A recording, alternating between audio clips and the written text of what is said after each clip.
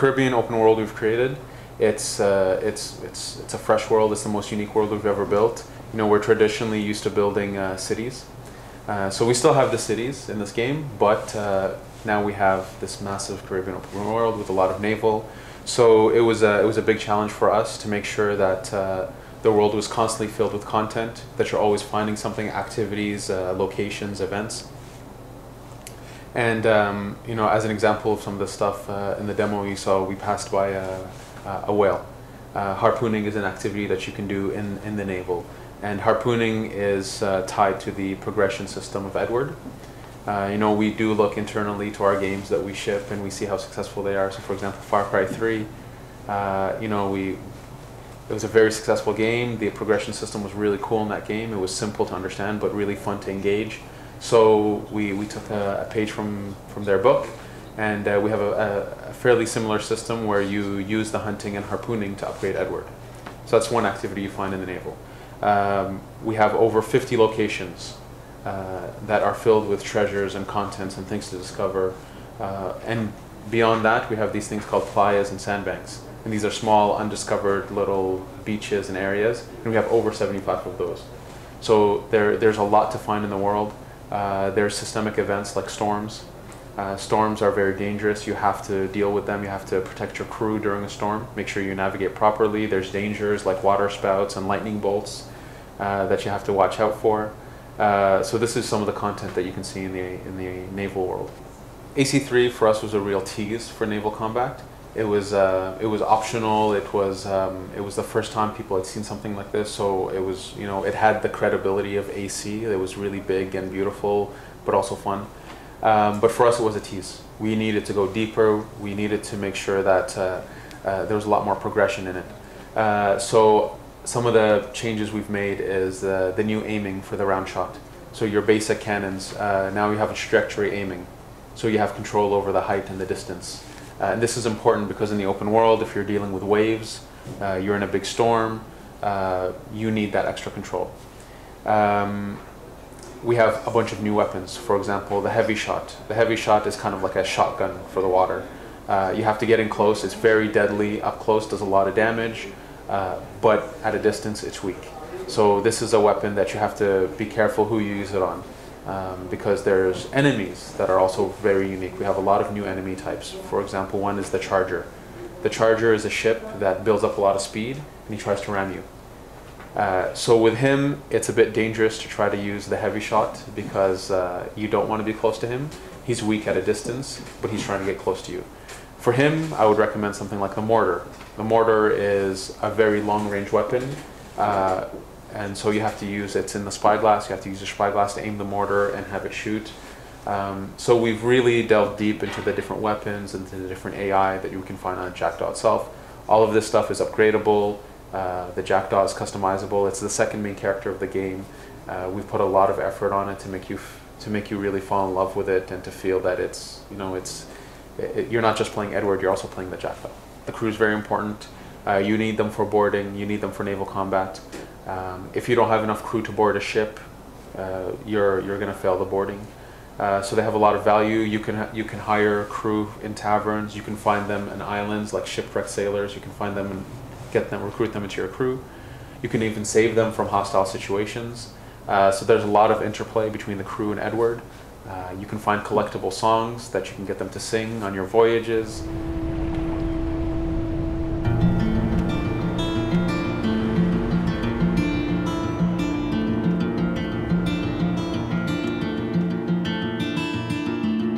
You know, the early 18th century, this was a time period when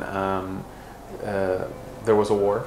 At some point, there was a peace treaty between the factions, France and the British and the Spanish. And this is how the piracy, the Golden Age of Piracy really started, was you have a bunch of sailors that are now in the West Indies, the Caribbean, that don't have a job anymore. And you know, they don't have much money. And so piracy began here. So that's how the story kicks off. But as time progresses, The British and the Spanish begin to fight each other again. And so in the game, they are hostile towards each other. This is how the gameplay is impacted. For the most part, when they're separate, they're fine. When the ships cross each other and it's systemic, they will go into battle. As a player, you can take advantage of this moment. You know, Adewale, your first mate, if he sees it at a distance, he'll let you know. He'll point at it and say, "Captain, let's take advantage of this." And you can come in and do as you wish. You can watch them fight it out, weaken each other off and jump in. You can jump into the middle of the fight, help one side or help the other, as you wish. It's completely open to the player. And of course, in the story, I won't go into it too much, but it is a pirate story, so there's a lot of interplay between the different factions and Edward. And of course, how the Assassins and Templars have their hands in it. Hand turns full circle.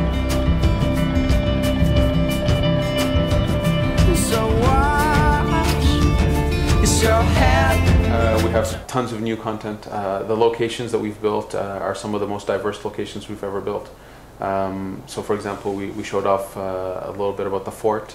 The fort is a location that you need to take down in the naval, but then infiltrate the fort once the defenses are down. Infiltrate it and find the commander or the captain and take him out. We have other locations like plantations. Plantations, it's a completely new location where you need to find the plantation owner. He has a key that you need to find. Once you find his key, you can get access to all his resources and cargo. But this location is really stealth-driven environment. You can try to go in guns blazing if you want. It's up to the player, but it'll be very difficult. So this is an environment that really teases stealth, and there's a lot of ingredients in it that also push us. For example, we have a new bell system that attracts new guards and so on. Beyond this, we've made sure that guards are a bit tougher to fight against. So we have the gunner type. The gunners are very deadly. You don't want to be in combat with them or open combat with them. You want to either take them out from behind or avoid them at all costs. To supplement this, we've given Edward a bunch of new weapons. So for example, you saw in the demo he has 4 guns. This is something that you can upgrade. We have a free aim system with the guns. So at a distance, you can try to go for that headshot. If you don't want to bring attention to yourself with a loud bang, you can use the blowpipe. The blowpipe gives you the ability to at a distance give a quiet shot that either puts the enemy to sleep for some amount of time or makes them go berserk. And at that point, they'll attack anybody they see, you, animals, their own friends. So we've given the player a lot of tools to be able to play in stealth and have fun with the AI. The Brotherhood is something we've taken out. It didn't quite fit in the setting or with Edward. Edward is a pirate at the beginning of the game. He's a full-fledged pirate. And even as he begins his assassin training, he's not sure if this is what he wants to do. He's not sure if it's in line with his personal goals. So the Brotherhood didn't make too much sense for us. But this is where the crew, your sailors, your pirate crew, comes into play. So it's not the same mechanics as before. It's very different mechanics, but it was something that we've decided to let go because it didn't quite make sense for us, and we actually felt that it made you almost too powerful. So we've decided to put the effort on the crew of the Jackdaw. Got by kneeling at the back of the church, feeling water on your brow with its healing. It hurts at first, a sharpish pain that returns as a thought that the needle in your skin won't bring you closer to God. I will say not 100%. Cuba's massive, and Jamaica's massive as well.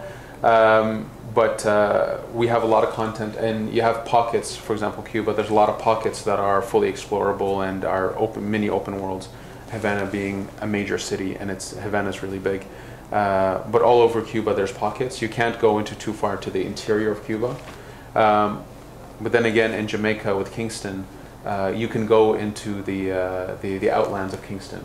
So we've opened it up quite a bit. You can even go to Port Royal. So the breadth of the content, it's really huge. There's a lot in it. It's not completely 100% explorable in terms of every part of the island, but a good portion of it is. We open up the full world about an hour into the game. So at first we need to just introduce you to it. We don't want to overwhelm the player too much. So we get you started into the game world. But very quickly, once we teach the basic concepts of the game, we open up the full world and you're free to explore it as you can. The way we taper the content is by actually putting tough enemies in front of this content. So yes, you can play in the full world. You can try to sneak in to any location you want, but a lot of them will have, you know, a giant man of war sitting right in front. You know, you might have a cave that has this huge man of war with 100 cannons sitting protecting the cave entrance.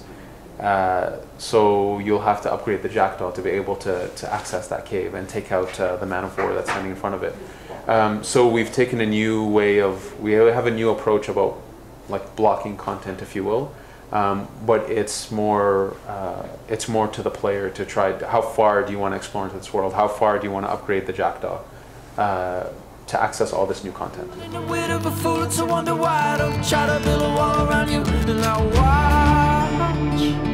Your head turns full circle. Yes, we call those LGS maps, linear game sequence. So yes, we have a few of those. Some of them that don't exist in the Caribbean and other parts of the world. So yes, you'll see a couple of these. So the pure raw resources, there's a few of them. A bunch of them are needed to upgrade. So you do have to plunder to gain resources, to increase the number of cannons you carry, upgrade the weapons, increase your hulls. Excuse me. So they're very tied to the upgrading of the jackdaw. Some resources are purely for economy purposes. So these are things that you want to figure out where to best sell sugar. So in the world, there's a fluctuation of prices, and so for the people who love the economy system of, you know, of this type of world, there is something for you there. You don't have to delve too deep into it if you're not into that. But there are some resources that are for the economy. Some resources are for upgrading. The fleet, Kenway's fleet. So when you plunder a ship, you can send that ship to your fleet. The fleet is another access point that you can jump into the economy system with. So the fleet is something you can send outside of the Caribbean world to plunder and pirate for you across the world. And there is more economy to play with. And this is something that you can play on the console, but you can also play on your companion app. So the companion app delves deep into the Kenway's fleet. So this is something you can play you know, while you're on the bus. If you have an interest in the economy system, if you want to gain more resources and you have time on the bus, you can do it with the companion app. There is management of the fleet, but then you can, with the companion itself, you can dive deeper into the individual missions. So you can actually follow the ships and do the naval combat inside the companion app.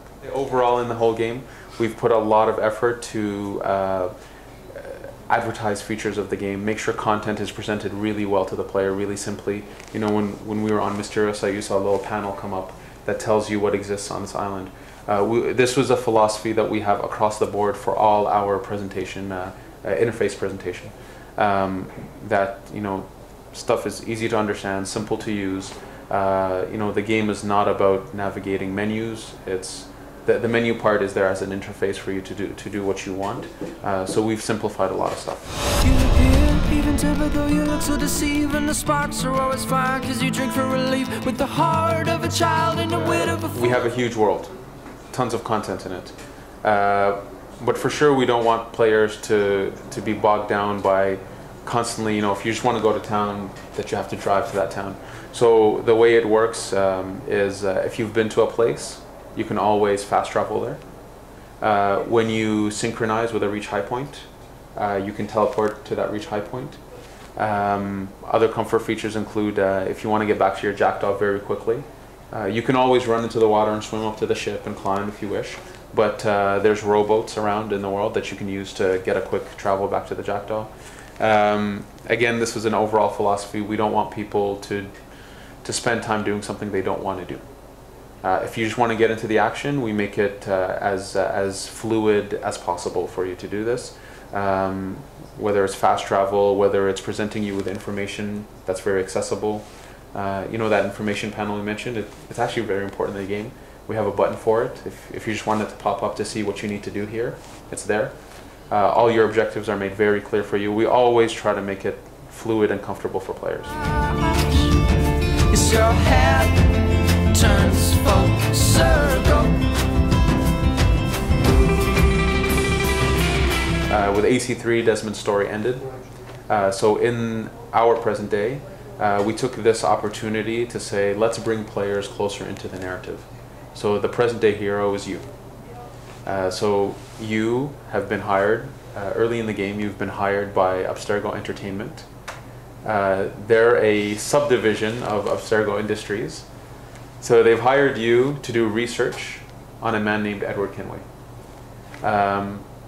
And you don't know to what end. As far as you know, it's an entertainment company. They make games, they make movies, they do research for other media. And they're researching pirate life, and specifically this man named Edward. And so you start the game as a research analyst. The Animus technology has progressed. So AC3, the end of AC3 hinted at the technology moving forward. One of those movements forward is that anybody can use the Animus to enter someone else's ancestry. So in this case, we still deal with Desmond's ancestry. Edward being the grandfather of Connor, father of Hytham. So it's still it's still Desmond's bloodline. So you're jumping into it, and you're diving deep into someone else's ancestry. Yeah. Yeah, watch as your head turns full circle.